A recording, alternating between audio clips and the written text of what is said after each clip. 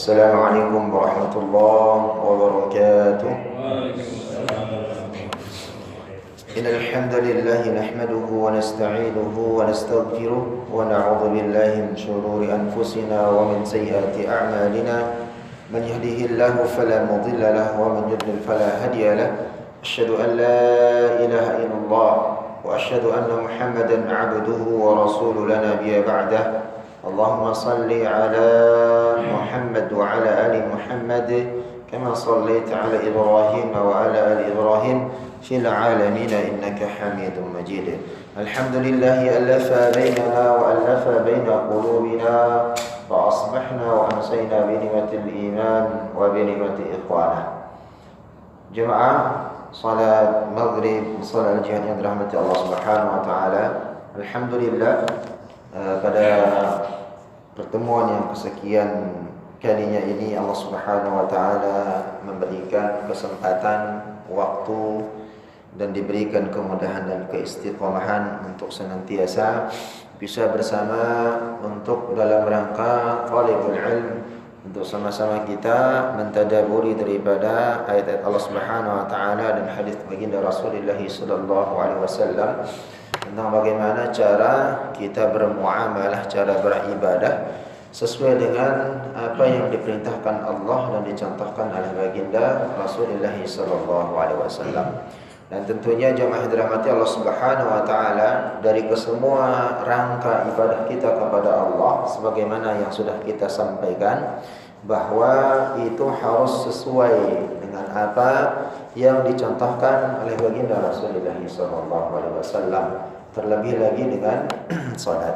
Karena Rasulullah sallallahu alaihi wasallam menyampaikan sallu kama raaitumuni usalli.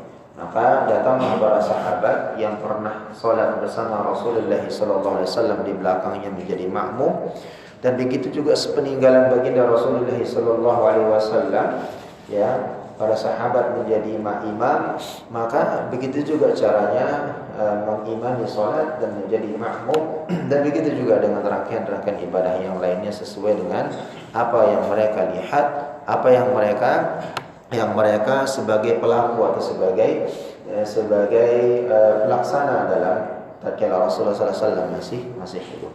Maka dari dasar ini jemaah Allah Subhanahu wa taala pun begitu, ya, dengan bab yang kita bahas di kajian fikih sunnah ini di setiap malam Ahad ini ba'da maghrib, ya, ini masuk ke bab kemarin terakhir kita adalah tentang jenazah, ya, yang babul jenazah, ya, dan tentunya terakhir itu adalah tentang bagaimana jaza atau keutamaan orang-orang yang mengikuti sholat lalu mengantarkan saudara seimannya yang wafat, ya, ke kuburan atau ke tempat pemakamannya, maka mendapatkan 2 qirat. Maka selanjutnya dari bab pengantaran jenazah ini ada salat, yang mana salat jenazah ini bagian juga dari hal yang penting supaya kita mengetahui nanti kalau ada yang wafat perempuan bagaimana niatnya, seperti apa doanya, wafatnya laki-laki bagaimana, kalau bayi perempuan dan laki-laki bagaimana, ya, atau orang yang belum umurnya di dalam perut itu 4 bulan terus keguguran, atau baru sebulan, seminggu, atau sudah ada detak jantungnya seperti apa, apakah harus dimandikan, harus disolatkan, atau perlakuannya seperti apa, dan seterusnya. Lalu ada waktu-waktu juga yang diharamkan atau tidak dibolehkan oleh Rasulullah sallallahu alaihi wasallam sebagaimana hadis yang sahih, ya, untuk memakamkan jenazah. Ya, jadi memakamkan jenazah begitu juga dengan mensolatkannya. Ada waktu-waktu yang dilarang oleh Rasulullah sallallahu alaihi wasallam. Maka larangan ini pun berlaku sampai hari ini. Ya, maka di antaranya ada 3 waktu yang memang secara di dalam hadis yang disebutkan oleh baginda Rasulullah sallallahu alaihi wasallam, ya, melarang, ya, kaum muslimin, begitu juga dengan orang-orang yang menguburkan, ya, memakamkan daripada jenazah tersebut. Maka ini perlu kita ketahui jamaah yang subhanahu wa taala. Terakhir tentang doa, maka di sini para ulama fikih menyampaikan sebagaimana kita sudah ketahui, salat jenazah itu terdiri dari empat kali takbir. Ya, 4 kali takbir. Yang pertama yakni takbir pertama membaca surah Al-Fatihah. Maka berlaku juga dengan pada umumnya di salat yang 5 waktu. Ya, la salata liman lam yaqra'u bi ummil kitab atau bi Fatihatil kitab. Kalau enggak baca Al-Fatihah maka salatnya tidak sah. Begitu juga dengan salat jenazah. Lalu yang takbiratul ihram yang kedua membaca salawat kepada baginda Rasulullah sallallahu alaihi wasallam. Maka salawat ini cukup dengan mengucapkan Allahumma shalli ala Muhammad sudah selesai. Boleh, sah, ya. Maka begitu juga dengan pendapat yang lain, akan tetapi kita lebih condong kepada mengikuti apa yang dicontohkan oleh baginda Rasulullah sallallahu alaihi wasallam dengan mengucapkan Allahumma shalli ala Muhammad wa ala ali Muhammad kama shallaita ala kama shallaita ala Ibrahim wa ala ali Ibrahim wa barik ala Muhammad wa ala ali Muhammad kama barakta ala Ibrahim wa ala ali Ibrahim fil alamin innaka Hamid. Maka itu lebih sempurna. Jadi maka di dalam ibadah itu jamaah ada yang sifatnya sunnah, ada yang wajib, ada yang fardu. Ya, maka perlu kita ketahui sebagaimana yang sudah kita maklumkan dan fahami. Ya, maka dituangkan di dalam niat salat jenazah ini bukan fardu lillahi ta'ala, tapi fardu kifayah. Ini fardu kifayah. Ya, jadi nanti tertukar ya niat salat jenazahnya seperti salat yang 5 waktu. Gitu ya. Masalah dia menjadi imam, masalah menjadi makmum, maka itu diikutkan. Dan begitu juga seorang yang menjadi imam, kapan dia harus menjadi imam tatkala jenazahnya itu di mana posisinya, itu jenazah laki-laki, dan di mana posisinya imam itu berdiri nanti tatkala jenazah itu perempuan.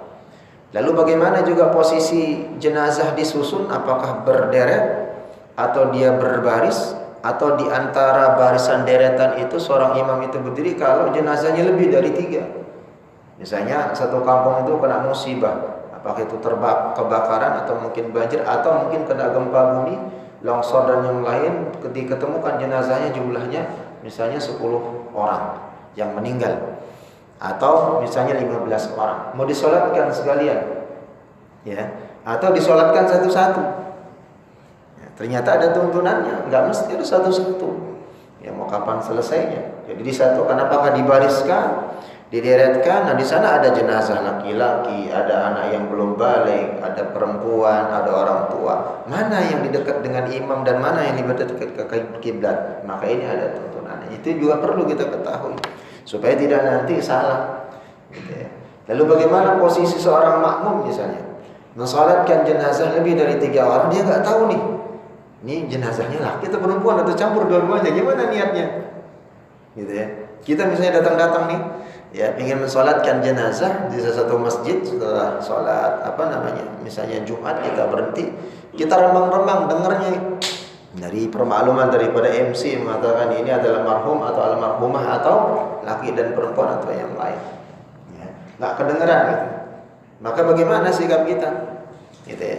Apa yang kita niatkan tatkala berniat, lalu begitu juga tatkala mendoakannya. Nah ini yang perlu juga kita ketahui. Maka ini insyaallah mudah-mudahan dari semua urutan itu pada malam hari ini kita selesaikan dan mudah-mudahan ini untuk bisa menjadi ketambahan ilmu kita. Maka jemaah subhanahu wa taala, sepakat para ulama tadi tatkala sudah masuk ke takbiratul pertama, yang kedua sholawat, lalu yang ketiga dan keempat itu isinya adalah doa, perbanyak doa. Ya. Maka di sana Rasulullah SAW menyampaikan dalam sebuah hadis, bagaimana juga sebelumnya para ulama ahli fikih ya sepakat bahwa doa adalah rukun. Ya, dia adalah rukun dari salat jenazah tersebut. Maka Rasulullah SAW bersabda, "Idza shallaitum 'ala mayyiti fa akhlisu lahu du'a." Fa akhlisu lahu du'a. Apabila kalian mensalati jenazah saudara kalian seiman, maka berdoalah untuknya dengan ikhlas. Doa dengan ikhlas. Itu niatnya pertama. gitu ya. Jadi tidak boleh ada keterpaksaan, keterburu-buruan yang lain. Sebelumnya kita kemarin sudah membahas di awal bulan yang kemarin tentang keterburu-buruan orang yang berdoa. Jadi ikhlas itu sangat penting karena itu awalnya lillahi ta'ala, karena Allah. Maka bisanya dengan doa apa saja, maka ada doa-doa yang dicontohkan oleh baginda Rasulullah SAW yang paling utama. Kalau memang bisa di takbiratul ihram yang di takbir yang ketiga ini diselesaikan semuanya, ya kalau waktunya sempat, alhamdulillah. Tapi kalau enggak sebagiannya, atau kalau enggak dibagi dua, ya takbir yang ketiga setengahnya, yang keempat setengahnya. Maka di sini dari hadis Abu Hurairah radhiyallahu anhu menyampaikan hadis Rasulullah SAW pertama tentang doanya Rasul yang pertama, yang paling masyhur. Ternyata bukan yang masyhur itu Allahumma ighfir lahu warhamhu atau Allahumma ighfir laha atau Allahumma ighfir lahum dan yang lainnya. Bukan itu ternyata. Ternyata doa yang masyhur itu Allahumma anta rabbuha wa anta khalaqtaha wa anta rizquha wa anta hadaitaha lil Islam. Jadi kita bersaksi kepada Allah, Engkau adalah Tuhannya si mayit ini. Entah Engkau juga Tuhannya yang menciptakannya, Tuhannya yang memberikan rezeki kepadanya. Lalu hadaitaha yang telah memberikan hidayah ke jalan yang benar atau masuk ke dalam Islam atau agamamu lil Islam. Wa anta qadaita ruhaha wa anta a'lamu bisirriha wa alaniyaha. Maka kita juga berdoa Engkau yang mengetahui batin dan lahirnya, keadaan mayit itu. Tatkala dia masa hidupnya seperti apa, ya tatkala dia sakit bagaimana, setelah meninggalnya bagaimana, Allah yang tahu. Ya. Ruhaha wa anta a'lamu bisirriha wa alaniyah. Bisirriha wa alaniyah. Ya, baik itu batin, lahir batinnya Allah itu Maha tahu. Ya, kita manusia enggak bisa menerawang batin seseorang. Kalau lahirnya mungkin tetangga kiri kanan masih bisa gitu. Tapi mungkin luar casingnya saja, tapi di dalamnya urusan rumah tangga belum tentu kita tahu. Kelihatannya mungkin dia bahagia, kelihatannya dia enjoy dan seterusnya, tapi enggak tahu kita tiba-tiba wa'udzubillah. Ya, terdengar kabar yang tadinya misalnya orang yang benar kita agungkan, orang yang kaya ini dan seterusnya, kehidupannya mewah, berlimpah, nggak pernah kekurangan dan lain, tiba-tiba naudzubillah ada yang meninggal dalam kondisi gantung diri misalnya, atau ngeracunin dirinya. Kita nggak tahu apa yang ada polemik yang terjadi di dalam rumah tangganya atau bisnisnya dan yang lainnya. Maka Allah yang mengetahui. Wa anta a'lamu bisirriha wa alaniyah. Ji'na syufa'a lahu faghfir lahu dhanbahu. Maka inti terakhir doanya. Maka kami datang sebagai perantara ya Allah. Sebagai perantara kita sholat di belakang imam, jenazahnya di depan. Kami ini perantara ya Allah, memberikan kesaksian bahwa si mayit fulan fulanah ini adalah orang yang baik, orang yang saleh, yang taat. Itu kesaksian kita. Mohon pertolongan baginya sebagai kita sebagai perantara itu, maka ampunilah dosanya. Jadi itu ya. Itu doa yang pertama. Lalu doa yang kedua diriwayatkan dari Wasilah bin Asqa, ya. Rasulullah SAW menjadi imam salat jenazah seorang laki-laki muslim. Dan Rasulullah SAW mendoakannya, Allahumma inna fulana bana fulana fi dhammatika. Jadi Rasulullah SAW berdoa, ya Allah, ini adalah fulan, disebut namanya, bin fulan, anaknya si fulan. Anaknya siapa dia? Ya, fi dhimmatika, sesungguhnya dia adalah dari ikatan atau atas perlindungan. Segala sesuatunya, hidupnya, rezekinya, semuanya itu sudah tentuan Allah Subhanahu. Wa habbi jiwarika faqihi min fitnatil qabri wa adzabin nar. Maka mendoa Rasulullah SAW kepada Allah Subhanahu wa taala terhadap mayit laki-laki ini, maka lindungilah ia dari siksa kubur ya Allah dan siksa an-nar, api neraka. Wa anta ahlul wafi' wal haqqi Allahumma ighfir lahu warhamhu fa innaka antal ghafurur rahim. Dan engkau ya Allah, ya Rasulullah SAW mendoakannya, ampunilah ia, ya, dan kasihilah ia. Maka di sini doa yang sering kita sampaikan juga, ya, terhadap mayit, ya, karena sesungguhnya engkau Maha Pengampun, fa inna ghafurur rahim. Ya, itu doa yang kedua. Lalu doa yang ketiga, jamaah Subhanahu wa taala, diriwayatkan dari seorang sahabat Auf bin Malik, ya, aku sami'tu Rasulullah sallallahu pernah mendengar Rasulullah sallallahu alaihi wasallam berdoa tatkala beliau mensalati jenazah. ya seseorang. Beliau bersabda, Allahumma ighfir lahu warhamhu wa'fu anhu wa'afi wa'afna waghfir lahu. Nah, ini adalah doa ternyata yang masyhur kita hafalkan ya sampai dengan ya tentang apa namanya wa ahli wa zaujihi ya min zaujihi wa fi fitnatil qabri wa adzabin dan seterusnya sampai dengan akhirnya itu adalah riwayat dari seorang sahabat Auf bin Malik mendengar Rasulullah SAW berdoa seperti itu. Lalu datangnya dari Abu Hurairah juga yang keempat, yakni Rasulullah SAW ya mensalati jenazah dan beliau berdoa, Allahumma ighfir li hayatina wa mayyitina. Nah, di sini ada perbedaan lafaz. Ya Allah, ampunilah kami baik yang hidup ataupun yang mati. Jadi jangan hanya mendoakan mayit yang mati saja, tapi doakan kita juga yang masih hidup ini. Allahumma ighfir li hayatina, ya kami yang sedang hidup ini Allah ampunkan, wa mayyitina yang sudah mati juga. Wasagirina wa kabirina, dan ampunkan juga yang masih kecil dan sudah tua, yang sudah besar. Wa dzakarina wa unthana, ampunkan juga ya Allah segala dosa bagi laki-laki dan perempuan dari kaum muslimin. Wa syahidina wa ghaina, begitu juga orang yang mati dalam kondisi syahid ya, atau yang dalam kondisi tidak tahu ya, dia misalnya merantau pergi dan seterusnya tidak kembali pulang ke keluarganya, meninggal secara gaib tidak ketahuan, atau kita jauh tidak ketahuan dari saudara kita di Palestina sana, dia ada saudara-saudara muslim wafat dan seterusnya, kita salatkan gaib. Allahumma man ahabbaitahu minna, Allahumma man ahbaitahu minna fa ahyihi 'ala al-islam. Maka setelah itu Rasulullah SAW berdoa kepada Allah Subhanahu Wa Taala ya tentang bagaimana apa namanya doa ini ya ditujukan kepada mayit ya, yang Allah Subhanahu Wa Taala menyampaikan ya tentang apa namanya kecintaan ya Allahumma man ahyaitahu minna fa ahyihi 'ala al-islam wa man tawaffahu minna fa tawaffah 'ala al-iman. Ya Allah, siapa orang yang hidup maka hidupkan dia, atau seorang apa namanya umatku atau orang-orang beriman itu hidup dalam kondisi dia beriman ya fa ahyatahu min fa ahbihi 'ala al-islam, maka senantiasa dia hidup dalam kondisi Islam, dalam kondisi lurus. Wa man tawaffaitahu minna, dan barang siapa yang kau wafatkan di antara kami ya Allah Subhanahu wa taala tawaffahu 'ala al-iman, maka wafatkan dia dalam kondisi beriman kepadamu. Ya. Allahumma la tahrimna ajrahu wa la tudillana ba'dahu. Ya. Ya Allah, ya janganlah engkau terhalang untuk memperoleh pahalanya, dan janganlah kami disesatkan sepeninggalannya.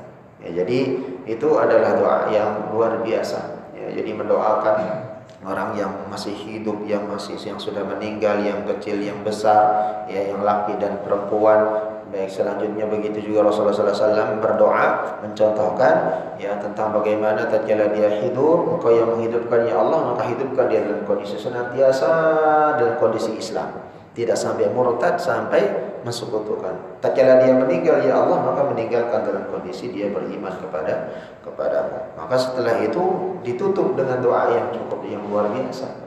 Ya, kalau orang ini meninggal ya Allah, ya, maka dalam kondisi dia hidup, maka jangan halangi kami untuk mendapatkan pahala darinya. Tapi tatkala dia meninggal, maka peninggalannya jangan sampai membuat fitnah kepada kami, ya, atau fitnah terhadap Islam. Lalu tatkala dia misalnya meninggal atau itu bayi, maka doa yang tadi yang 4 ini enggak berlaku. Tatkala dia belum balik, karena belum ada kesalahan, belum ada dosa. Maka doanya adalah Allahumma ja'alhu lana salfana wa faratan wa bukhran. Ya Allah, jadikanlah ia sebagai kebaikan, pahala dan simpanan untuk kami pahalanya, terutama bagi kedua orang tuanya. Menjadi simpanan pahala surga bagi kedua orang tua tatkala anaknya meninggal, kalau belum dalam kondisi balik atau belum masih cuci. Maka ini yang jadi doanya, Allahumma ja'alhu lana salfan wa faratan wa dhukhran. Ya. Maka ini jemaah subhanahu wa ta'ala. Lalu Imam An-Nawawi ya, jika yang menyampaikan berpendapat jika yang meninggal itu seorang anak balita, baik laki-laki ataupun perempuan, cukuplah membaca doa yang tadi. Ya. Jadi balita, berarti kalau balita belum balik, ya. Akan tetapi umurnya misalnya baik itu di kandungan atau sudah dia lahir, ya di dunia ini hirup napas sempat menangis, pernah kita juga bahas. Ya, ada perbedaan pendapat ulama itu kan. Kalau dia belum menangis, ya maka itu bagian daripada pendapat yang para ulama yang lain nggak perlu disalatkan. Akan tetapi di mazhab Syafi'i jangankan dia menangis, ya sekarang kan sudah canggih USG sudah direkam ternyata detak jantungnya ada tatkala umur 4 bulan ke atas itu, maka sudah harus juga sama diperlakukan seperti jenazah orang dewasa, dimandikan dan dikafani disalatkan. Tapi ada perbedaan di antara ulama itu, tapi itu bagian daripada khazanah, ya, daripada Islam, bukan menjadi bagian daripada pertengkaran dan percecokan itu. Maka tatkala dia seorang balita, maka cukup dengan doa tadi, dengan ditanya Allahumma ighfir li hayatina wa mayyitina, ya, dan seterusnya yang doa yang tadi yang terakhir Allahumma ighfir li hayatina wa mayyitina saghirina wa kabirina, ya, dan itu tambahannya. Maka ini adalah doa yang diajarkan oleh baginda Rasulullah SAW. Baik, jemaah subhanahu wa ta'ala, ya, kapankah kita mengucapkan doa-doa tersebut? Maka Imam Asy-Syaukani berkata atau berpendapat bahwa tidak ada keterangan yang jelas atau yang nuntut tentang hal itu. Maka boleh membacanya doa tersebut sekaligus, ya. Jadi tidak mesti harus dipilih-pilih, sekaligus boleh, ya. Atau juga bertahap dengan tadi yang kita pilih di antara salah satunya, ya. Maka ini jemaah subhanahu wa ta'ala. Lalu yang tatkala takbiratul yang keempat, ya, takbiratul ihram yang keempat itu secara umum juga berdoa Allahumma la tahrimna ajrahu wa la taftimna ba'dah. Ya, jadi kita mengharapkan hidupnya mendapatkan, tidak kita terhalang dari pahala, tapi tatkala dia meninggal jangan sampai kita ada terkena fitnah dari dia meninggalnya. Akan tetapi dalam Abu Hurairah menyampaikan orang tersebut biasanya membaca doa tatkala selesai takbiratul ihram yang keempat atau takbir yang keempat, Allahumma rabbana atina fid dunya hasanah wa fil akhirati hasanah wa qina adzabannar. Itu juga bisa dibaca doa tatkala takbir yang keempat. Lalu juga mengucapkan salam. Ada pendapat ulama tatkala ini juga ada yang mengatakan enggak salam enggak apa-apa atau cukup salam sekali saja, ya. Tetapi lebih detailnya boleh mengucapkan salam dua kali, karena satu kali ya salam itu sudah membatalkan salatnya atau menyelesaikan salat, karena tatkala salam itu sudah artinya menyelesaikan salatnya. Nah, ini jemaah subhanahu wa ta'ala. Lalu kita berangkat kepada mempercepatnya, insyaallah mudah-mudahan ini selesai. Kalau enggak selesai ya nanti ditunda kembali, ya. Ya, tentang tata cara salat jenazah. Ya, secara umum kita sudah sekian ribu, mungkin ratusan lah, udah sering melakukan salat jenazah. Ya, akan tetapi terkadang posisi kita hanya menjadi makmum. Kapan tatkala menjadi imam, tidak ada imam yang datang, ya mau tidak mau ya harus maju menjadi imam. Maka posisi berdirinya imam saat salat jenazah kalau laki-laki, maka imam itu berdiri sejajar dengan kepala jenazah. Tapi kalau yang meninggal itu perempuan, maka dia imam itu berdiri di tengah-tengahnya. Ada yang mengatakan sebagian di tengahnya itu adalah mengambil istimbatnya adalah perut, ada yang mengatakan di dada sadar di bawah dada, ada juga yang mengatakan pas di pusat. Tapi posisi tengah-tengah saja sudah, ya. Jangan sampai di kepala, apalagi di bagian kaki, ya. Itu posisi daripada salat jenazah tatkala mengimami. Ini dasarnya dari mana? Tatkala Anas mensolati jenazah laki-laki, ya. Maka Anas, karena beliau Anas bin Malik ini adalah seorang sahabat yang banyak meriwayatkan hadis dan melihat Rasulullah SAW seperti apa salat jenazahnya, maka beliau berdiri sejajar dengan kepala jenazah tersebut. Ya, lalu seketika itu selesai jenazah laki-laki itu disolatkan, datang lagi jenazah perempuan, maka beliau mensolatinya posisinya di tengah-tengah daripada jenazah tersebut, ya. Maka ini yang benar dan ini yang dicontohkan oleh Rasulullah SAW. Ya, maka ini jemaah subhanahu wa ta'ala. Lalu sebagaimana tadi yang kita sampaikan, bagaimana kalau mensolati jenazah yang mana jumlahnya lebih dari 3 orang, lebih dari 1, 2, 3 dan seterusnya sampai 5, 10 dan banyak begitu? Apakah dia harus berbaris bentuknya atau berbaris? Apakah berjajar? Ya. Apakah berjajar begini, yaitu berjajar gitu ya, atau berbaris? Ya. Maka di sini ya disampaikan sebagaimana yang dicontohkan oleh baginda Rasulullah SAW, ya, jenazahnya yang disalatkan baik itu jenazah laki-laki ataupun wanita, maka jenazah itu diletakkan berjajar, ya, antara imam dengan kiblat, antara imam dengan kiblat. Berarti bukan begini. Ya, ini berbaris namanya. Tapi berjajar. Berjajar itu seperti ini. Jenazah ini imam. Gitu. Ya. Lalu bagaimana? Apakah di sini yang perempuan, di sini laki berdekat, misalnya kiblatnya di sana, di sini imamnya. Ini biasanya katakan imam. Ya. Apakah di sini yang laki-laki, di sini perempuan atau sebaliknya? Ya, maka sesuai yang dicontohkan oleh baginda Rasulullah SAW. Ya, jenazah laki-laki itu posisinya lebih dekat ke imam, sedangkan jenazahnya perempuan itu lebih dekat ke kiblat. Ya, sampai sini kira-kira bisa dipaham? Ya, ya. Ya, jadi ini jemaah subhanahu wa ta'ala sesuai dengan apa yang disampaikan dalam sebuah hadis Nabi meriwayatkan dari Ibnu Umar radhiyallahu anhu, Allah subhanahu wa ta'ala meridhai bahwa Ibnu Umar pernah mensalati 9 jenazah. Ya. Laki-laki dan wanita campur yang wafat. Ya, maka jenazah laki-laki diletakkan dekat imam dan jenazah wanita diletakkan ke arah kiblat. Ya. Akan tetapi nanti yang meninggal misalnya lebih dari 9-10 orang, ada yang orang yang benar-benar bertakwa, misalnya kena wabah atau mungkin kena kecelakaan mobil. Isinya ada 10 orang misalnya meninggal semuanya. Nah ternyata nanti di jenazah itu ada yang orang yang rajin sholat ke masjid, gak pernah putus untuk jemaah sholatnya. Ya. Ada satu sholatnya gak pernah ke masjid, tapi rajin sholat ya. Tapi yang pertama ini lebih dilihat oleh para jamaah atau masyarakat lebih soleh, lebih taat kepada Allah. Lalu bagaimana selanjutnya ada yang dia orang Islam memang di sana, ya meninggal juga sholatnya masih bolong-bolong. Ada yang diantara dia sholat meyakini Islam setengah-setengah, nggak yakin setengah-setengah. Nah, itu juga menentukan posisinya di mana. Jemaah subhanahu wa ta'ala.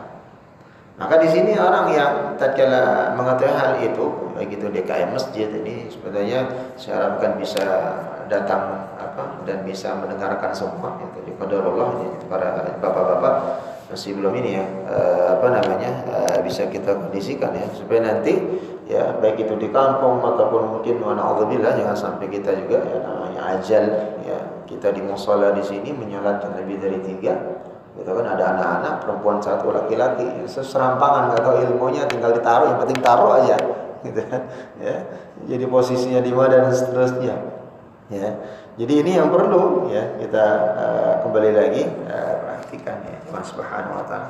Maka keimanan itu juga menentukan ya di mana diposisikannya. Sesuai dengan diriwayatkan ya ketika mensolati jenazah Ummu Kulsum binti Ali.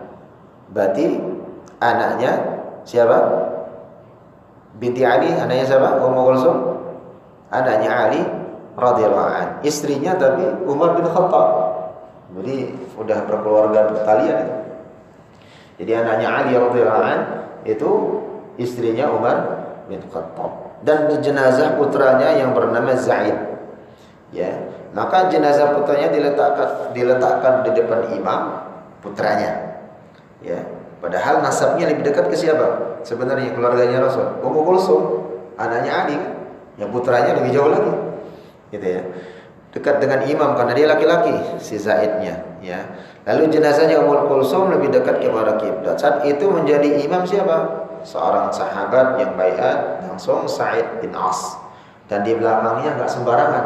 Siapa yang menjadi makmumnya? Ibnu Abbas, Abu Hurairah, Abu Sa'id, Abu Qatadah. Ini sahabat-sahabat Rasulullah SAW yang mulia, yang dekat dengan Rasul dan yang paling banyak bersama dengan Rasulullah SAW dan meriwayatkan hadis.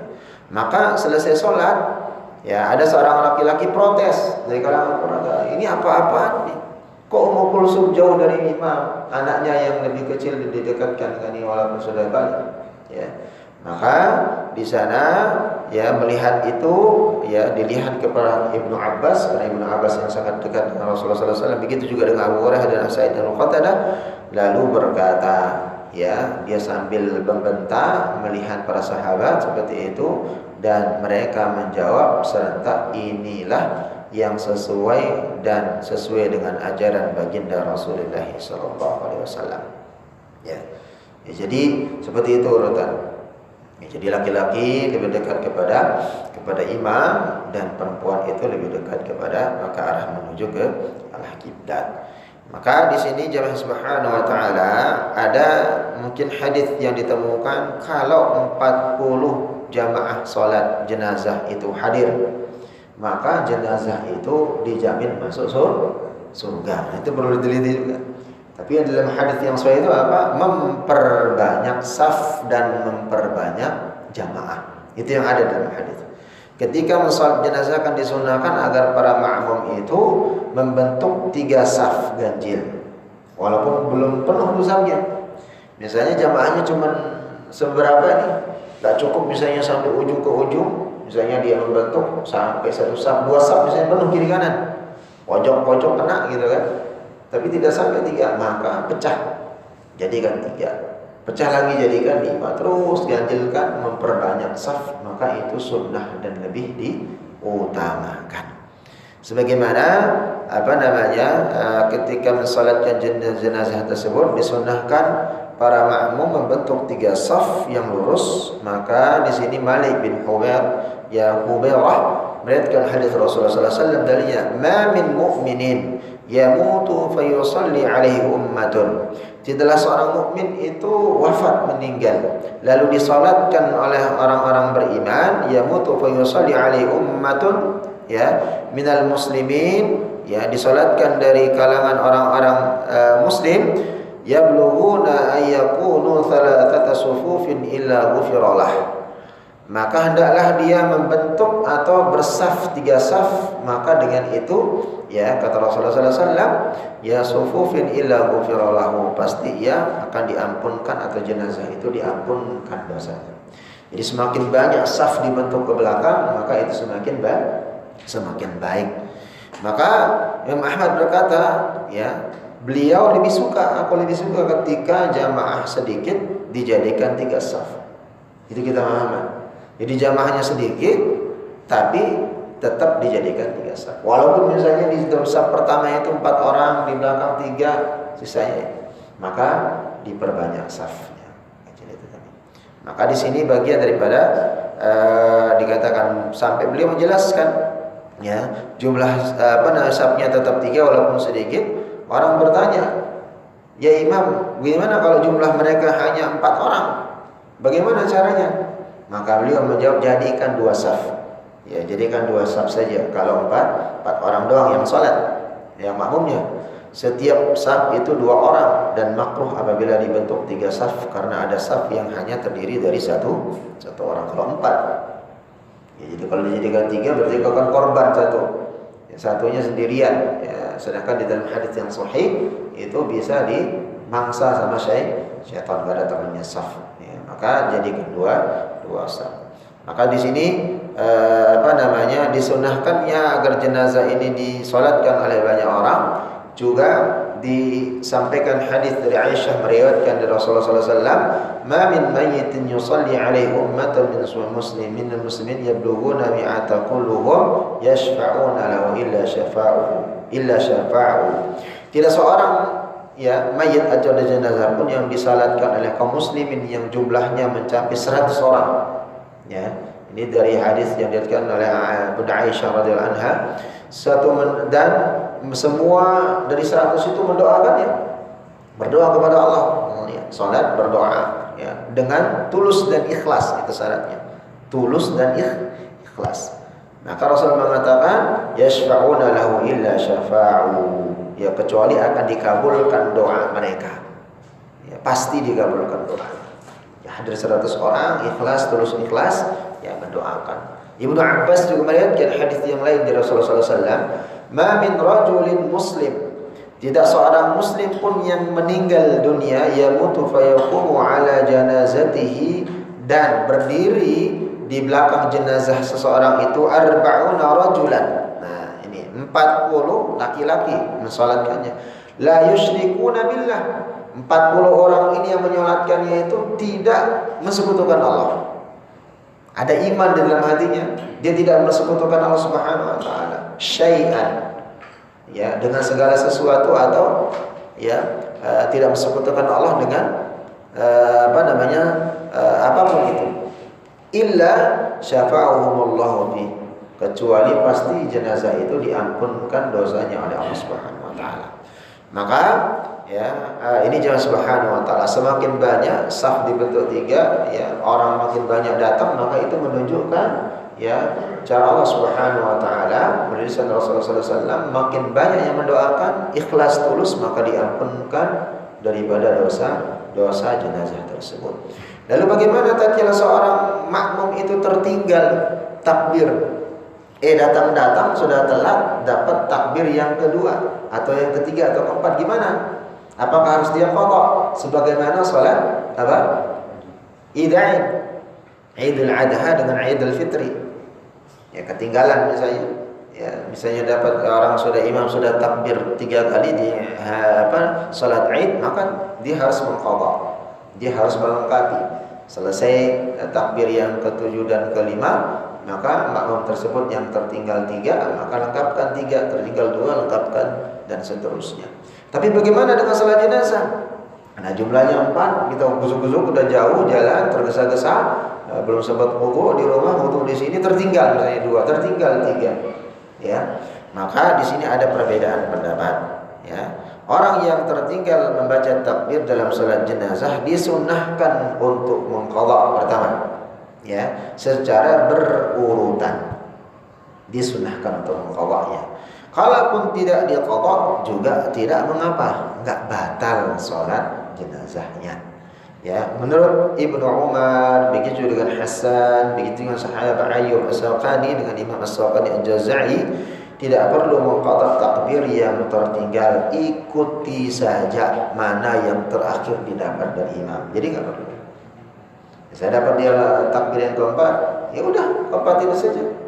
Atau yang ketiga, udah ikut langsung ketiga, enggak perlu diqadha, enggak perlu ditambah dilengkapi yang tertinggal tersebut. Itu tidak mengapa dan salatnya sah. Lalu pendapat Imam Ahmad, jika tidak diqadha, beliau juga mengatakan tidak apa-apa. Ya. Maka di sini di dalam kitab Al-Mughni, ya, pengarang atau ta'alif kitab menyampaikan pendapat ini. Ia berkata, mengambil ucapan dari Ibnu Umar, bahwa dalil kami dan saat itu tidak ada seorang pun dari generasi sahabat yang menyalahi pendapatnya tentang tidak mengqadha atau.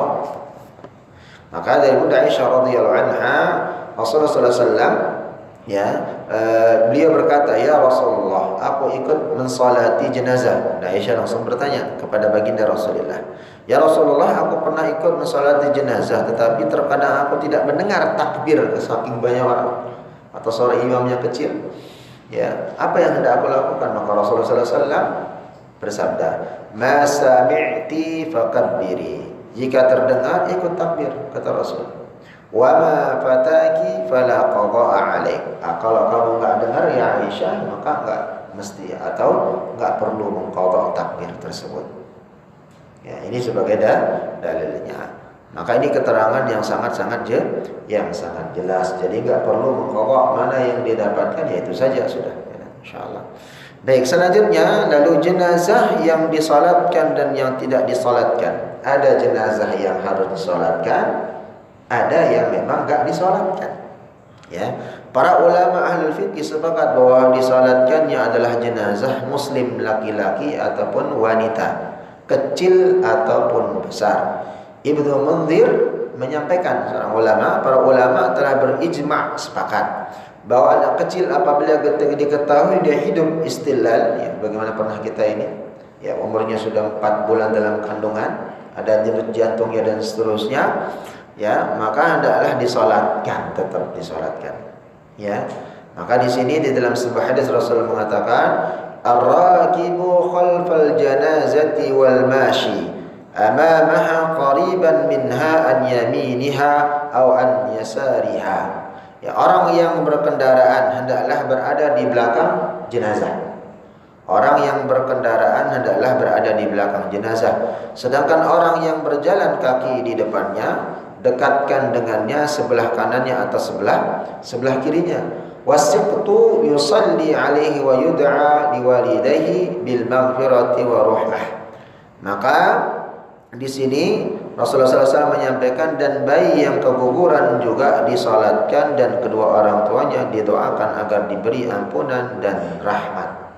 Ya, sebagaimana tadi, ya, doa yang ditambahkan, ya, di dalam kita mensalatkan jenazah bayi, ya, tatkala mensalatkan jenazah bayi, bayi laki-laki ataupun bayi perempuan, tatkala dia berdoa, ya, Allahumma ja'al lana, ya, salman wa faratan, ya, salfan wa faratan wa ajran wa ghufran akhirin. Ya, jadi mendoakan, ya, supaya kita mendapatkan pahala, dan begitu juga kedua orang tuanya mendapatkan simpanan pahala baginya nanti di surga Allah Subhanahu wa taala. Lalu di riwayat yang lain disebutkan, ar-raqibu khalfal janazati wal mashi haitsu sya'an minha wa tiflu yusalli 'alaiha. Yang berkendaraan hendaklah dia di belakang jenazah, dan yang berjalan kaki di mana saja ia mau, ya. Maka anak kecil juga disolatkan, kata Rasulullah SAW.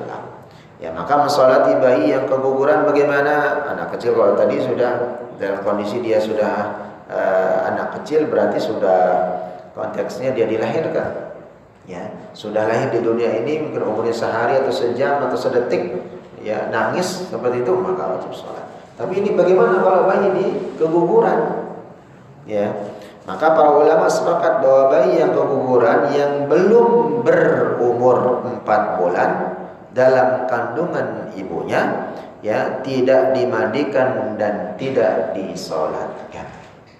Sekali lagi, bayi yang keguguran atau meninggal dalam perut ibunya belum berumur 4 bulan, ya, belum berumur 4 bulan, maka ulama sepakat, ya, tidak dimandikan dan tidak disolatkan.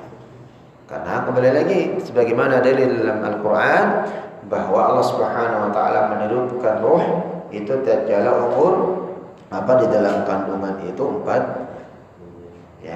Sudah di sana ada jantungnya, bentuknya sudah ada, ya. Jari-jarinya sudah mulai terpisah, ada bentuk kepala, mata, kuping sudah punya, kaki dan seterusnya sudah ada. Ya, sejak awalnya kan dari darah segumpal air mani berubah menjadi darah, berubah menjadi tulang belulang itu dibalut dengan daging, baru ditiupkan roh di umur 4 bulannya berbentuk dia. Maka itu sudah mulai baru tatkala dia meninggal, lahir imma itu disesar atau dikuret, ya, dan dia nanti lahir ada kondisinya dalam kondisi meninggal tapi sudah umurnya 4 bulan ke atas, maka itu sama halnya harus juga dimandikan dan disolatkan sebagaimana jenazah pada umumnya, ya. Maka di sini dijelaskan kembali sekali lagi kesepakatan para ulama, bayi yang keguguran belum berumur 4 bulan dalam kandungan ibunya, ya, tidak dimandikan dan tidak disolati. Ia dikafani dengan selebar kain lalu dikuburkan. Jadi dikafani saja selebar kain lalu dikuburkan. Ya, jika sebaliknya telah berumur sebagaimana yang kita sampaikan tadi 4 bulan, ya, atau lebih, ada tanda-tanda kehidupan di sana, denyut jantungnya, USG dan seterusnya, sudah di USG dan seterusnya, oh ini bayi laki-laki, dah ada prediksi dari misalnya dari bidan atau dokter spesialis, ya, lalu dia keguguran, ya, maka menurut kesepakatan para ulama hendaknya dimandikan dan disolatkan. Akan tetapi seandainya tidak ada tanda-tanda kehidupan walaupun sudah umurnya 4 bulan, gitu ya. Ya, maka menurut para ulama Hanafiyah, mazhab Hanafi, Malikiyah, dalam mazhab Maliki, begitu juga Imam Auza'i dan Hasan tidak disolati. Ya. Hal ini berdasarkan hadis yang diriwayatkan oleh Imam At-Tirmidzi, Nasa'i, Ibnu Majah dan Baihaqi, dan Jabir Rasulullah SAW bersabda, "Idza istahalla as-siqtu salliya alaihi wa uritha." Jika bayi yang gugur itu sudah ada tanda-tanda kehidupan, hendaklah disolati dan sudah berhak mendapatkan warisan. Nah, subhanallah tuh. Jadi walaupun dia keguguran, misalnya udah berdiksi laki-laki, udah berhak dia mendapatkan warisan. Kalau orang tuanya misalnya kaya raya, ya, tapi kemana warisannya? Ya, maka itu seorangnya sudah meninggal.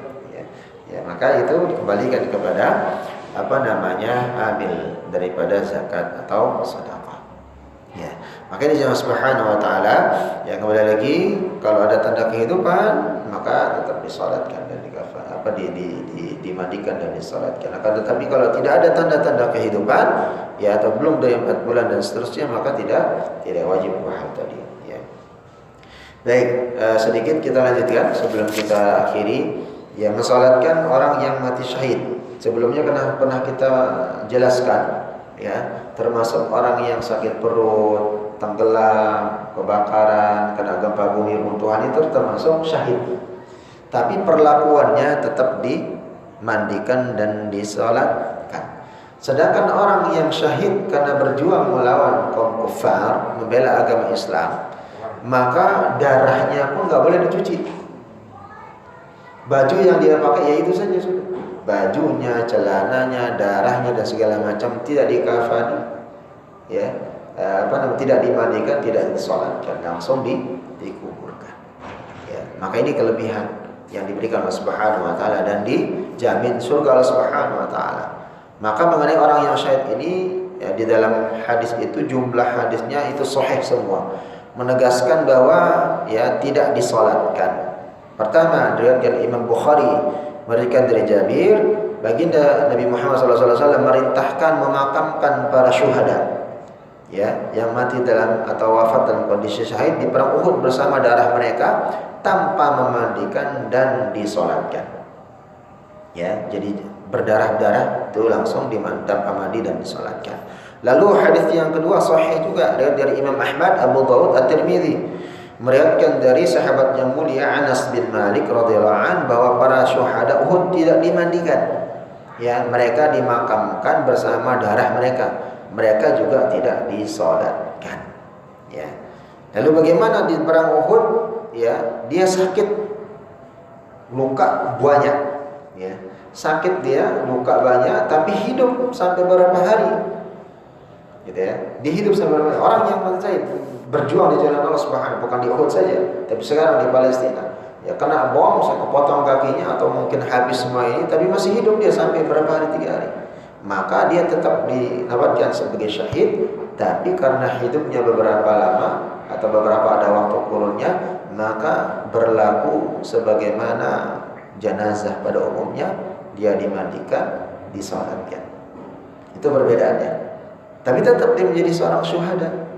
Gitu ya, karena sebagaimana tentara atau polisi berjuang sekarang, ya, luka dan seterusnya tidak langsung meninggal, ya, membela negara, maka konteksnya adalah tatkala dia masih hidup beberapa hari, ya, sampai beberapa bulan lalu meninggal karena sakitnya kena peluru dan yang lain tadi, maka tetap dia menjadi seorang syahid. Akan tapi perlakuannya berbeda dengan yang langsung meninggal dan dikuburkan tadi tanpa disalatkan dan dimandikan.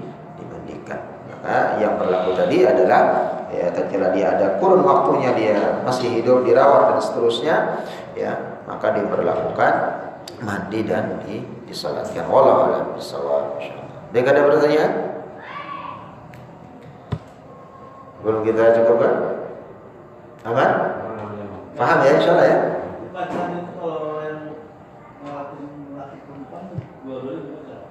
Gimana? Kita nyolatin mayat laki sama perempuan. Dibaca dua-duanya. Niatnya? Bacaannya, doanya. Oh, doanya. Maka ini kita belum masuk babnya ya. Jadi kalau misalnya laki dan perempuan, apakah menggunakan Allahumma ighfir lahu atau Allahumma ighfir laha, gitu kan? Allah atau meniatkan sholli ala hadzal mayyit atau ala hadhil mayyitati, seperti itu. Maka di sini kita ambil salah satunya, sholli ala hadzal mayyit. Ya. Maka sama doanya juga kembali sebenarnya ada sepakatan para ulama mengatakan ketika kita berdoa Allahumma ighfir lahu atau Allahumma ighfir laha ya atau alal mayyiti atau alal mayyit itu kembali kepada mayyit secara otomatis baik itu laki ataupun perempuan dua-duanya gitu ya. Jadi kalau dua-duanya, tapi kalau satu kampung meninggal nggak bisa sholli ala hadhil mayyitati atau usolli ala hadzal mayyitinna ya, tapi sebutkan qaryahnya usolli ala hadza mayyiti fi hadzal qaryah ya atau jami'il qaryah. Jadi saya berniat salat untuk mensalatkan jenazah ini satu kampung ini gitu ya. Tapi kalau misalnya ribet bahasa Arabnya tinggal pakai bahasa Indonesia dalam hati gitu ya. Jadi itu untuk niat ya. Jadi Allah ya tahu. Jadi konteksnya adalah bagaimana kita berniatkan untuk mensolatkan jenazah itu sendiri. Baik, ada yang lain? Kalau yang biasanya banyak punya ada doanya ya gelah. Ya. Kalau yang banyak, ya. Kalau misalnya yang wafat itu banyak, ya tadi Allahumma ighfir lahum warhamhum wa'afihim wa'fu anhum dan seterusnya. Ya. Ya, akan tetapi kembali lagi jangan sampai kita mendapatkan kesulitan itu tadi ya. Jadi konteksnya kembali lagi tatkala diniatkan tulus ikhlas itu yang penting lillahi ta'ala, maka itu sampai kepada Allah Subhanahu wa taala. Cuma nanti yang menjadi babnya nanti ini belum ya, supaya ini bapak-bapak yang lain yang belum ini tapi memang setelah ini dia babnya tentang takziah. Apa makna takziah? Bapak kan sering ayo kita takziah orang meninggal. Apa arti takziah? Itu menengok. Nengok kan? Ya. Atau nyamperin atau ngejenguk ya keluarga yang meninggal. Gitu ya? Benar enggak? Iya. Pak Jiro mau Pak Haji ya? Takziah itu apa? Selama pemahaman kita. Menyatakan duka cita, menengok, menjenguk, apa dan seterusnya. Ternyata dari pemahaman kita itu salah semua. Takziah itu bukan menengok dan seterusnya. Tapi asal katanya takziah azza. Atau asal katanya ada sabar. Dan ada adab-adab dalam takziah itu enggak boleh kita duduk kumpul-kumpul. Makanya tatkala jenazah kita berdiri, doakan dan seterusnya, langsung kita balik melaksanakan aktivitas masing-masing. Makanya nanti ada dalilnya apa? Nah, terkadang ini salah kadang persepsi di tengah masyarakat. Itu nengok sekedar absen aja supaya kelihatan. Padahal dia makna asalnya adalah sabar. Sabar untuk apa? Tadi pengucapan kepada ahlul mayyit, ya baik itu istri atau suami keluarganya, atau bisa bersabar, ya. Ya, lalu berikutnya nggak boleh mencaci atau menyebut-nyebut lagi apa kesalahan itu pun keluarga almarhum atau almarhumah dan yang lain, disebutkan kebaikan-kebaikannya dan seterusnya. Gitu ya. Intinya adalah menyampaikan kesabaran kepada ahlul mayyit dan penghiburan. Gitu. Insyaallah nanti setelah ini ada babnya itu, ya supaya bisa kita kembali lagi ini. Dan itu yang menjadi agak sedikitnya ini tarif kitab ini adalah mazhab Syafi'i, ya. Beliau adalah ulama Syafi'iyah, gitu ya. Ya ternyata ya tadi ya salah satunya nongkrong-nongkrong, apalagi mohon maaf sampai duduk ngerokok-ngerokok gitu ya, sambil cekakak ketawa gitu ya di tengah orang yang sedang berduka. Nah itu ada larangan-larangannya seperti itu dan ada dalil-dalil gitu ya. Nah ini harus bisa kita mulai lagi memposisikan mana yang harusnya kita lakukan. Allah Musa insyaallah. Insya nanti kita lanjutkan jangan subhanahu wa ta'ala. Dan harapan saya sebenarnya ini bab yang sangat penting ya, muamalah. Karena ini sudah mulai bab muamalah. Ini sudah juz kedua kitab ini, ya jilid keduanya, dan ini banyak tentang muamalah. Kemarin satu bab yang saya loncat ya di juz yang pertama, yaitu tentang bab zakat ya. Karena penjelasannya cukup menjelibat ya, nanti coba kita ini kan tentang pembagiannya bagaimana ini dan seterusnya, warisnya seperti apa ini dan seterusnya. Itu panjang sekali itu, hampir setengahnya. Maka saya loncat kemarin di jilid pertama ya. Maka perlu juga nanti bisa kita perjelas. Nah ini muamalahnya supaya kita bapak-bapak yang sering tahlilan, yang sering ini dan seterusnya, dan apalagi dibahas juga nanti babnya ada khusus tentang kalau dia membaca Quran hanya membaca saja tanpa tajwidnya itu sia-sia kata Rasul. Para ulama juga menjelaskan seperti itu. Lebih gak usah.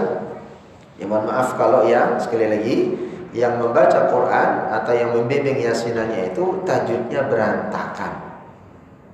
Lebih gak usah baca. Lebih banyakin doa aja dah. Gitu bahasa kasar, bahasa Betawinya gitu kan. Gitu. Jadi memang betul-betul supaya yang ikut jamaah itu membaca itu urut, enak, ngikutin. Nah ini satu kali napas yang bawa mic langsung udah kecepatannya 100 meter kilo per jam, jamaahnya ketinggalan. Ini ayat juga ketinggalan lagi, nggak dapat baca, nggak dapat lagi ya. Belum lagi tajwidnya, belum wakofnya dan ibtidanya keliru. Nah itu pentingnya kita makanya membaca Quran, belajar Quran itu penting sekali ya. Ngapain lagi gitu. Maka saya secara umum mohon maaf, patokan saya satu, kalau saya pribadi ini jangan diikuti gitu ya. Gimana pun bentuk orang konteksnya misalnya menganggap dirinya paling soleh, paling taat, terus mohon maaf jenggotan, segala macam. Udah tanya baca Qurannya gimana Pak? Ya, lancar, tajwidnya bener enggak? Mundur. Ya. Jadi mohon maaf, nggak bisa kita lihat dari casing saja. Dan bahkan mohon maaf ya, walaupun seorang misalnya dia selesai, misalnya kuliahnya di Timur Tengah dan seterusnya, kalau dia nggak talaki Quran, ya Bapak jangan heran. Itu kok Ustaz udah doktor misalnya gitu di tengah ataupun di belakangnya emang, tapi tatkala jadi imam nggak sesuai dengan apa yang kita pernah pelajari ya gitu ya. Kok masih ini, hurufnya masih ini. Nah, secara umum karena beliau dalam bidang mungkin fikih atau hadis tidak talaki secara khusus atau secara musafah dan yang lainnya seperti itu. Nah ini perlunya kita membedakan hal itu dan berlaku juga maklum ya, berlaku juga maklum dan sama-sama bisa saling mengisi. Wallahu a'lam. Baik, kita coba dengan sama-sama baca alhamdulillah rabbil alamin subhanaka wa bihamdik asyhadu an la ilaha illa anta astaghfiruka wa atubu ilaik. Assalamualaikum warahmatullahi wabarakatuh.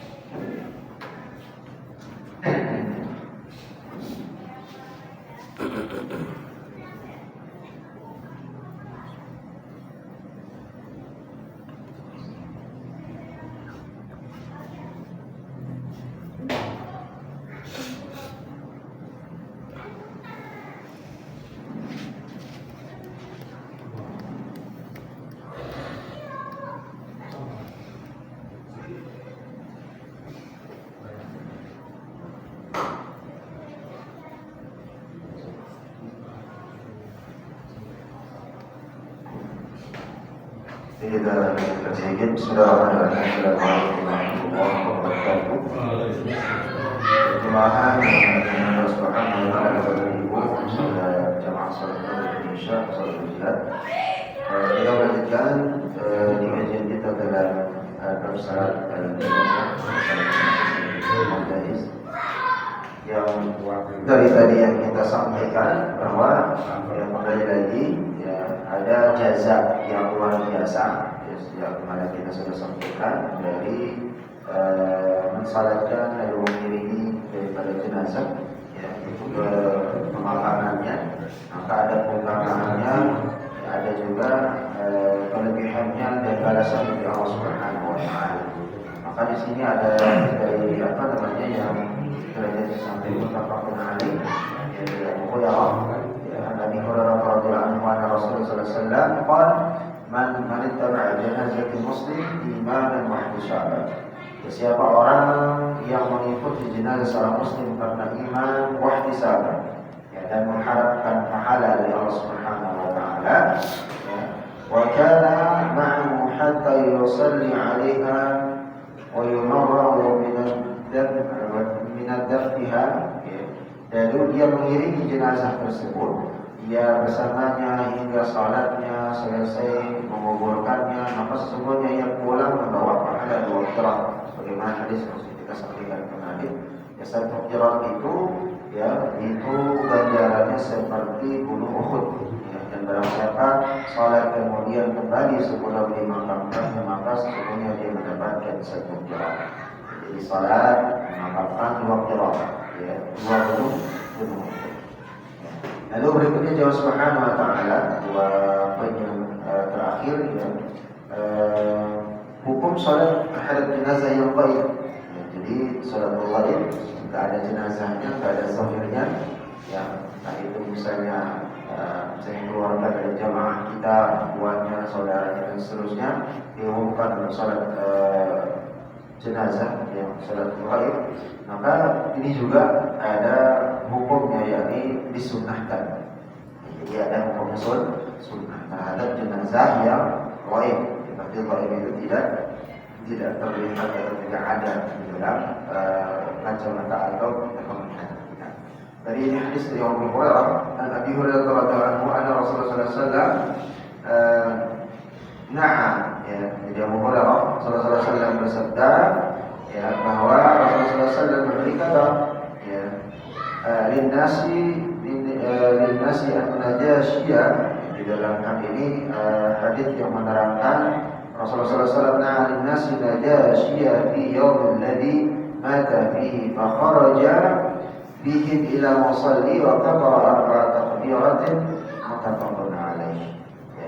Jadi Rasulullah sallallahu alaihi wasallam mengabarkan kabar duka cita, ya, kematian Najasyi dari hari wafatnya, lalu beliau sallallahu alaihi wasallam ya keluar bersama mereka musola dan bertakbir 4 takbiran atau mensalatkan jenazah secara baik, ya.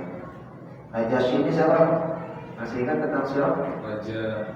Ya, Raja Najasyi yang disalatkan Rasulullah sallallahu alaihi wasallam dan masuk ke dalam Islam. Lalu dalam hadis yang lain disampaikan dari Abu Hurairah radhiyallahu anhu, Rasulullah SAW bersabda, ya, di dalam hadisnya ini Rasul menyampaikan asri'u bil janazah, percepatkan dalam salat berjamaah salat jenazah. Fa in taqsalihatan fa khayru wa khayru taqaddimunaha ilaih. Wa in taqsiwa dzalika fa syarra tada'unahu an biqarikum. Rasulullah SAW menyampaikan, bersegeralah mengurus jenazah. Ya, mengurus jenazah itu dengan segera, jangan ditunda. Jika seorang yang saleh, maka kebaikan yang kamu dahulukan kepadanya, dan jika ia selain yang demikian itu, maka keluarkanlah bagi meletakkan.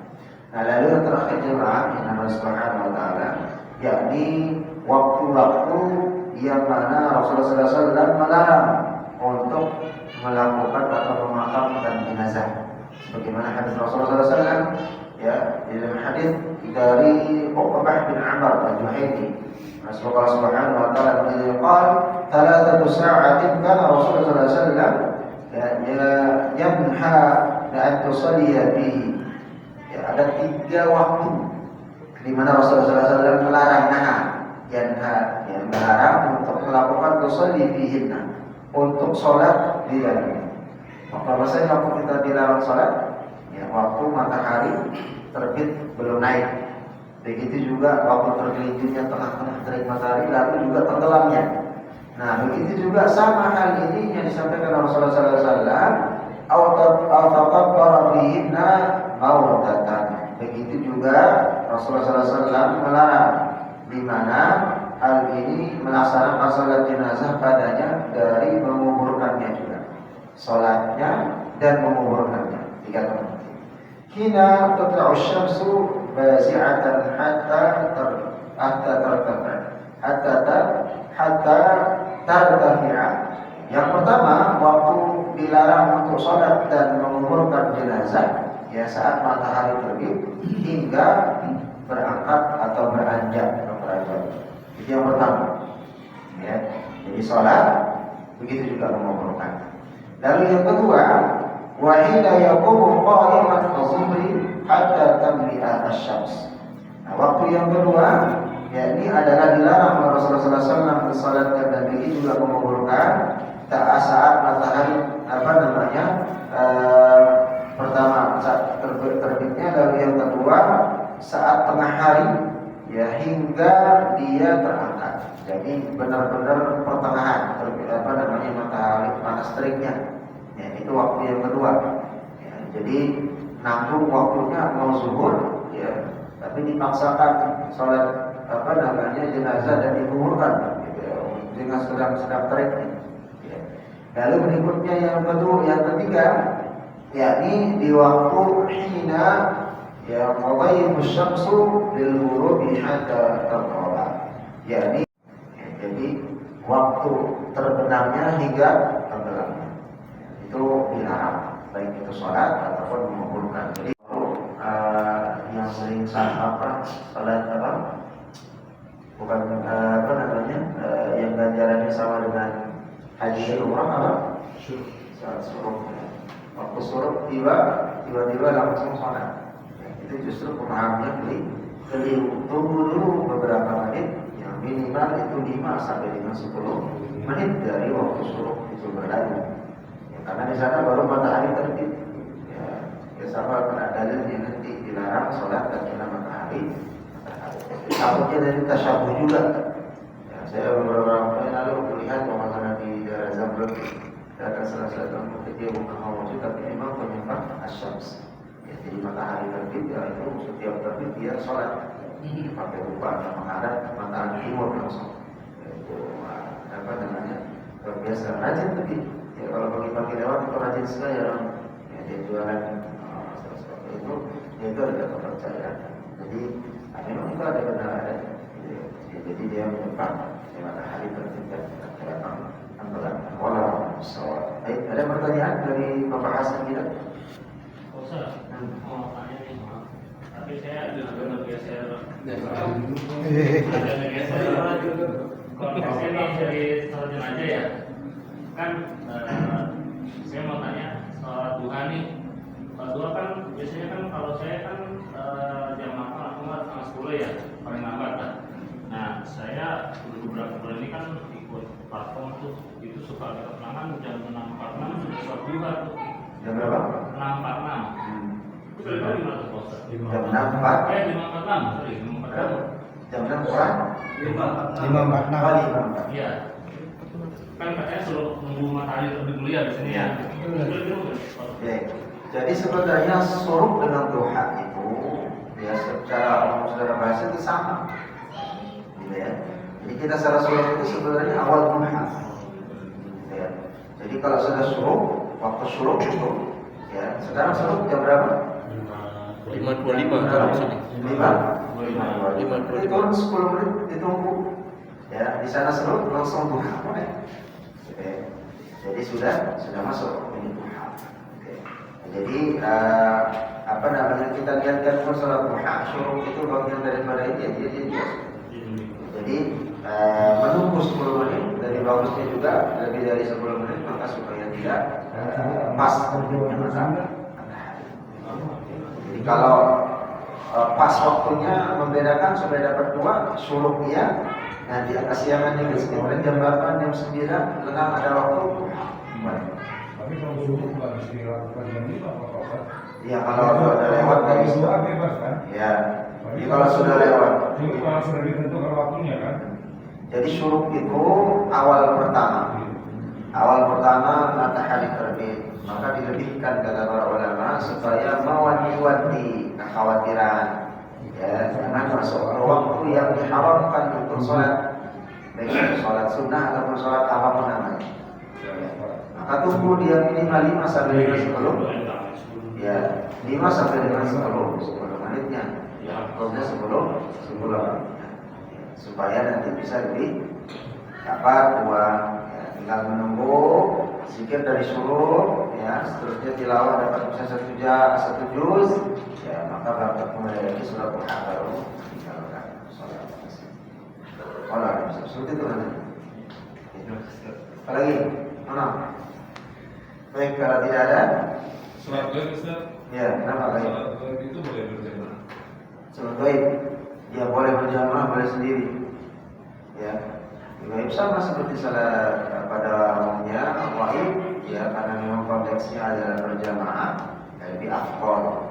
Tapi tatkala misalnya kita memiliki kerabat yang tolan, nggak bisa disalat gaibkan di masjid, ya cukup dengan kita menjadi imam, istri anak jadi makmum, ya jadi afdol berjamaah, ya, dijamaahkan. Semakin banyak kembali, semakin banyak yang menyolatkan gaib, semakin banyak yang berdoa, semakin banyak doa. Nah itu juga yang diutamakan, dan itu yang lillahi ta'ala itu ya imaman muhtisaban, dengan keimanan, keikhlasan lillahi ta'ala. Maka itu juga menentukan ya si mayit itu bisa diampunkan kesalahan dan tidak bersalah.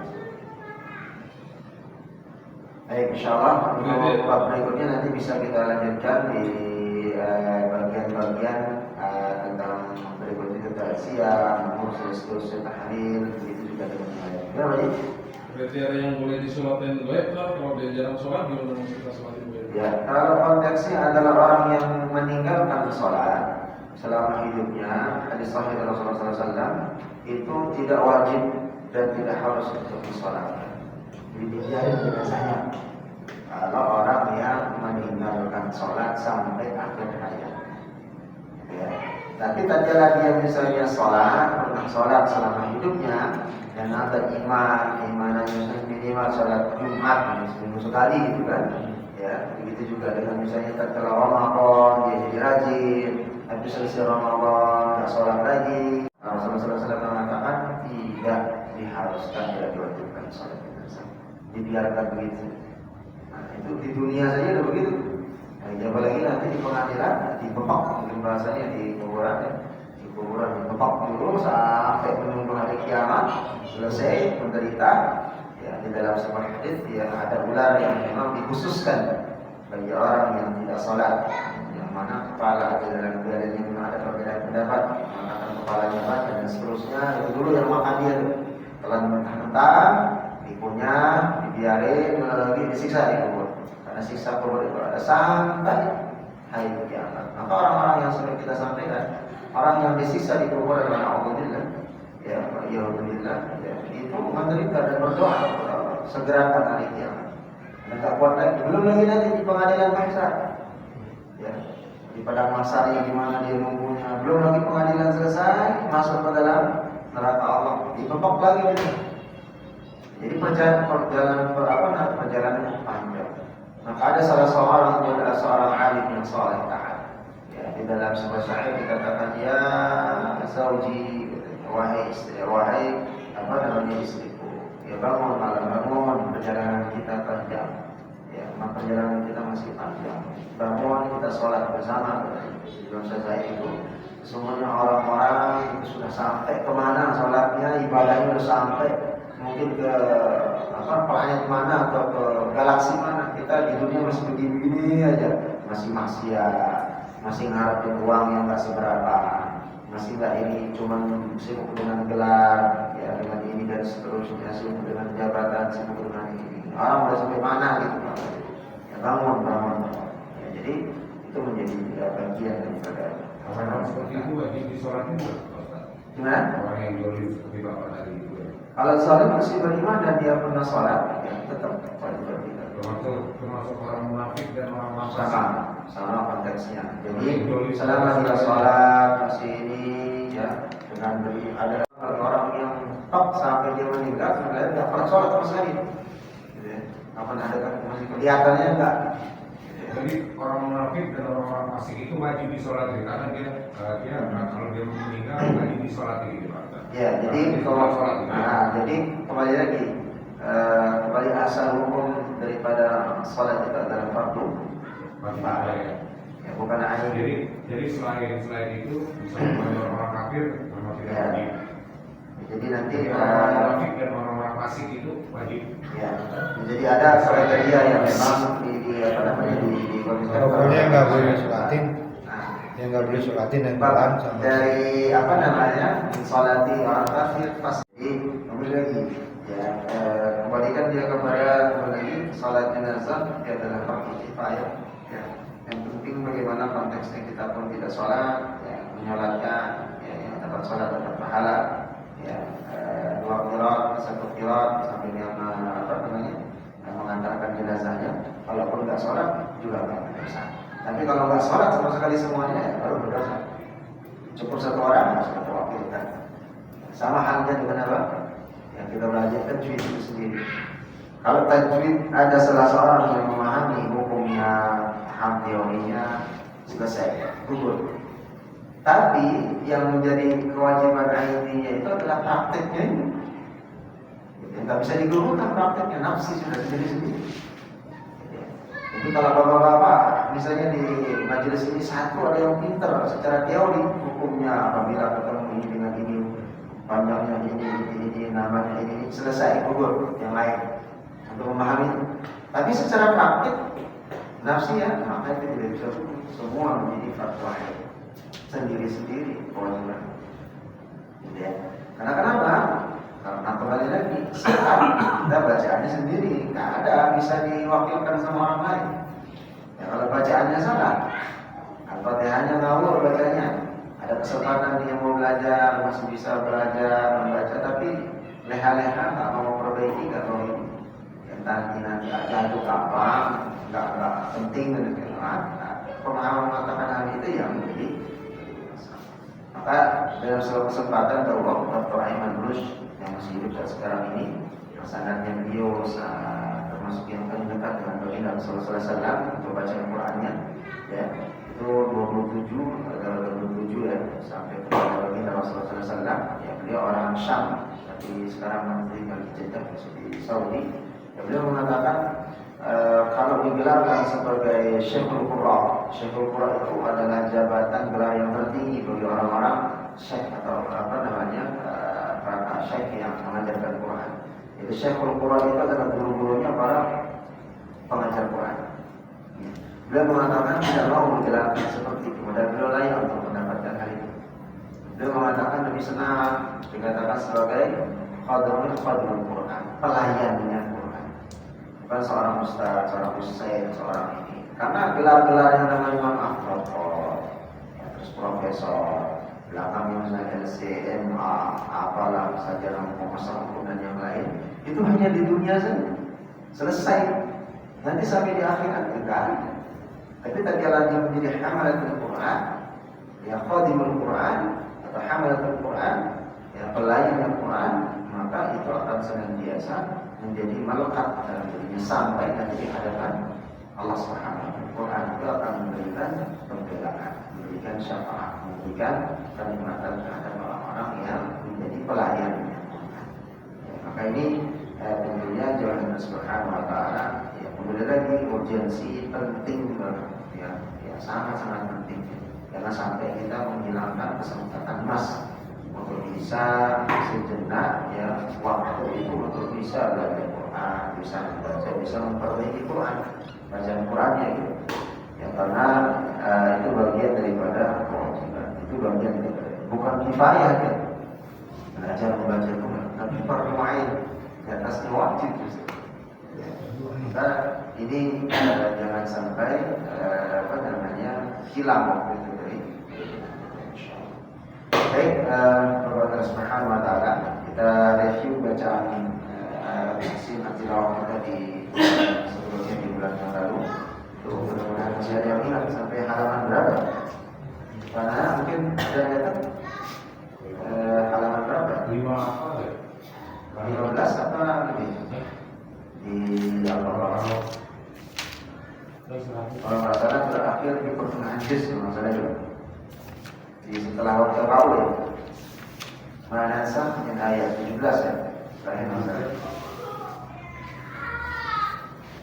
Yang terakhir di 109 ayat berapa? 109 ya kan? Manasa min ayat 19 berapa? 9 minggu yang lalu. Ya itu yang terakhir kan? Iya. Saya itu. Baik, di halaman 18 kita wa qalatil yahudu laysat an-nasara 'ala syai'. Itu halaman yang kemarin yang sudah kita terakhir sampai 9.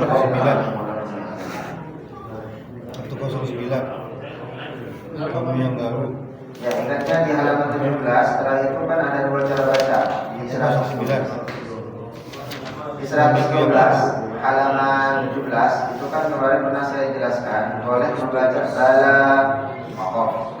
Apa di wasal bala man aslama. Itu yang baris paling bawah.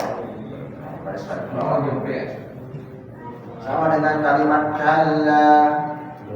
Kalla idza dukkatil ardu dakkan dakka. Atau di wasal kalla idza dukkatil. Kembali hukum bacaannya kalau di wasal. Jadi baca 4 harakat, pakai 5 harakat tidak. Tapi kalau di wasal, di waqaf jadi 2 harakat. Jadi seperti kalla idza dukkatil ardu dakkan dakka. Tapi kalau di wasal kalla idza dukkatil ardu dakkan dakka wa jaa rabbuka wal malaku saffan saffa. Itu tentang apa? Kondisi kita nanti tatkala berada di padang mahsyar. Jadi disuruh baris satu persatu di absen. Nah, ini pentingnya Quran.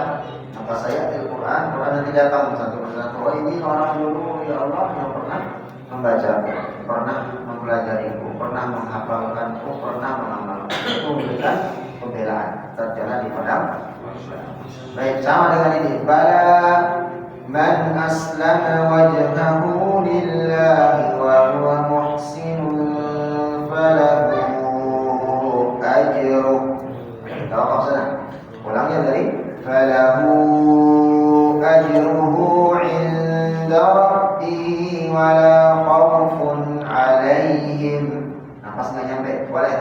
Ulangnya dari wa la khaufun 'alaihim wa la hum yahzanun. Atau boleh wa la khaufun 'alaihim waqaf wasal wa la hum yahzanun. Boleh. Karena sudah sempurna. Jadi itu pemahaman. Sama dengan baca Yasin juga Mas. Jangan nanti di lembar pertama bagian kedua, ya halaman satu lembar di halaman bagian kedua dan ketiganya. Itu kan ayatnya panjang-panjang. Jangan memaksakan sampai ini wakafnya di tengah nanti diulang lagi dari potongannya. Jadi jangan sampai motong diri nafas sampai ini juga jamaah yang ngikutin juga nggak bisa ngikutin kepanjangan, atau mengorbankan yang panjang jadi pendek, atau banyak bacaan yang menjadi bermasalah dari segi maksudnya. Baik, kita lihat di halaman 18 ya, di ayat 113 ya. Waqalatul yahudu laysat bin-nasara 'ala syai'in wa qalatul nasara laysat yahudu 'ala syai'in wa yaquluna saya terdengar a'udzu billahi minasy syaithanir rajim. Sama-sama. A'udzu billahi minasy syaithanir rajim. Bismillahirrahmanirrahim. Bismillahirrahmanirrahim. وقالت اليهود ليست النصارى على شيء وقالت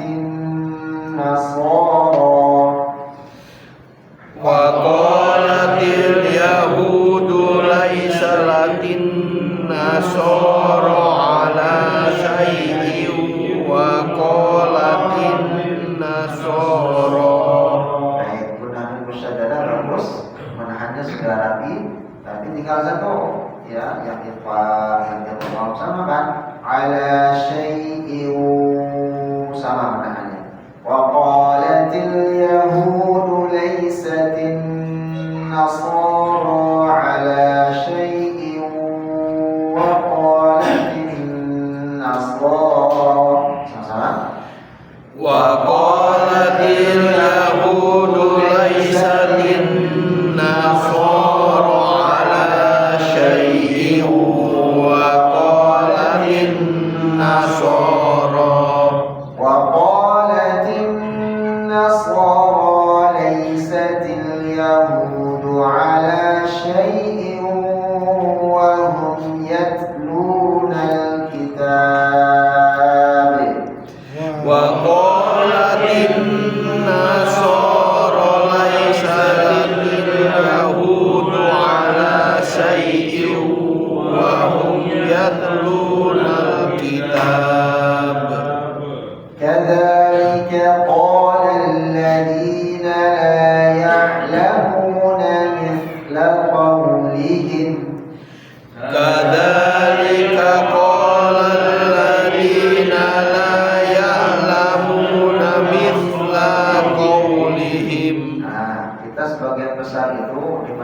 Indonesia umumnya ya tidak membaca madud tabi'i atau semua yang dua harokat itu pada mestinya, selalu pendekkan. Contohnya cara baca kayak tadi kita sebagian kadzalika qala alladziina la ya'lamuuna mithla qawlihim. Semua yang dua harokat tadi, contoh yang tadi itu enggak sampai dua harokat. Hati-hati, itu salah dari dalam baca. Kalau kita baca kadzalika qala alladziina la ya'lamuun, itu satu harokat lebih sedikit. Harusnya dua.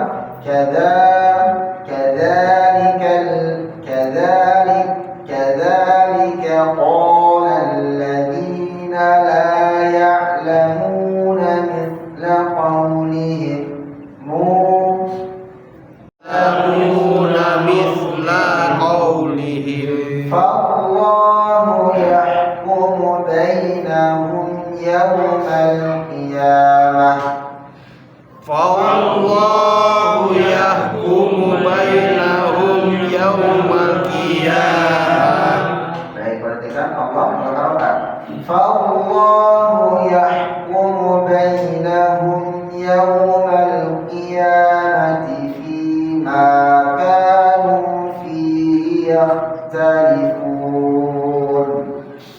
Fallahu yahkumu bainahum yawmal qiyamati fima kanu fihi yakhtalifun.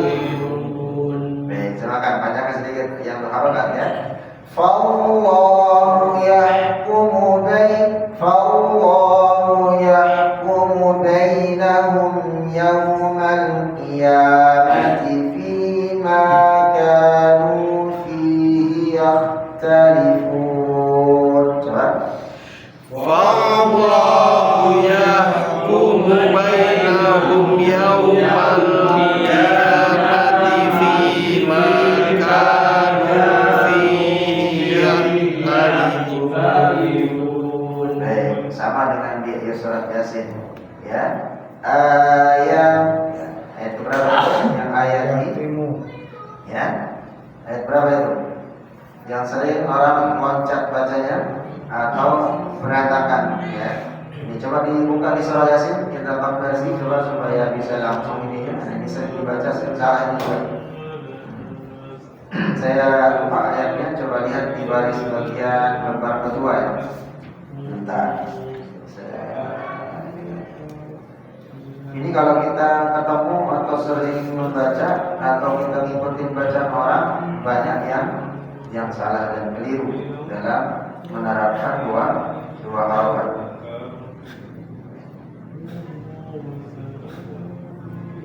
Kalimat ayat amanu ayati ya. Baik, di ayat yang ke-46 ya, perhatikan 46. Coba buka ayat kursi coba.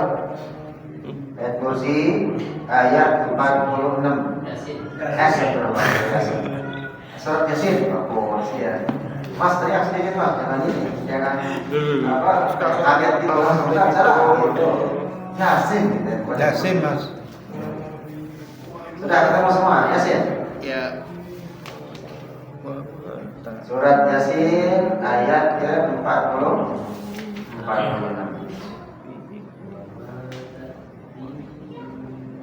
Ya.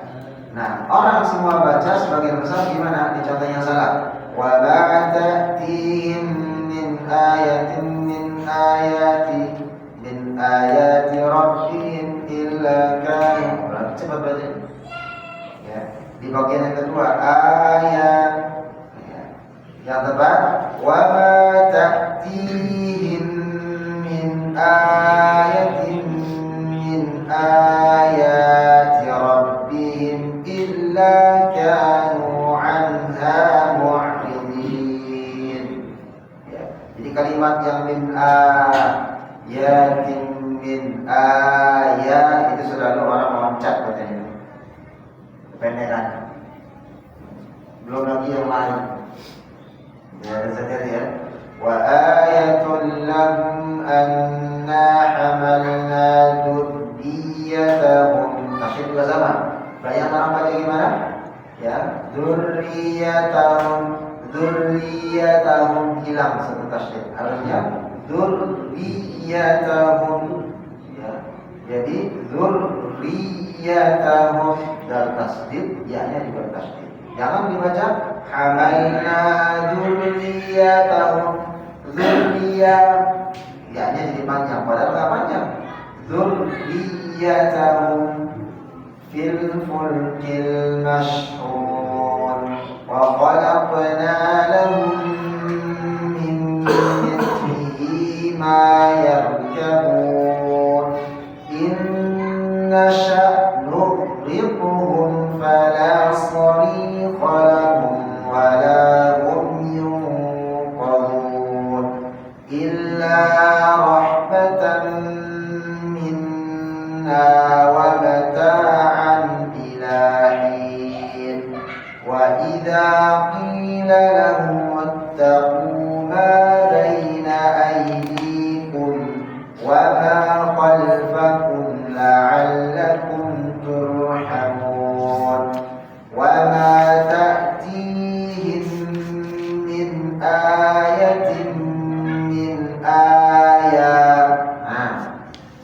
wa ma ta'tihim min ayatin min ayati rabbihim illa kanu anha mu'ridin. Jadi dia tertata ya, mana yang berharokat, mana yang tidak panjang dua berharokat ya. Jadi ini kembali lagi, nah yang bermasalah besar itu kenapa? Tatkala sudah dihafal dan menghafalnya salah, itu biasanya berantakan. Harus benar-benar mengorbankan itu ya, jadi harus kembali lagi dirubah lagi ya, dilupakan hafalan yang lama dan hafalan yang baik. Kita kembali di surah Al-Baqarah tadi ya, kita review kembali dari ayat pertama, bagian pertama qalatil yahudu laysat nasara ya. Tadi sampai kalau yahudunahum yu'minun fi takhfif tadi sudah selesai ya. Coba kita ulang sama-sama qalatil yahudu. Ya, ingat pokoknya tadi di mana dan memulainya dari mana? Masih ingat ya? Baik, sama-sama 1 2 3. Wa qalatil yahudu laysatin nasara ala syai'in wa qalatin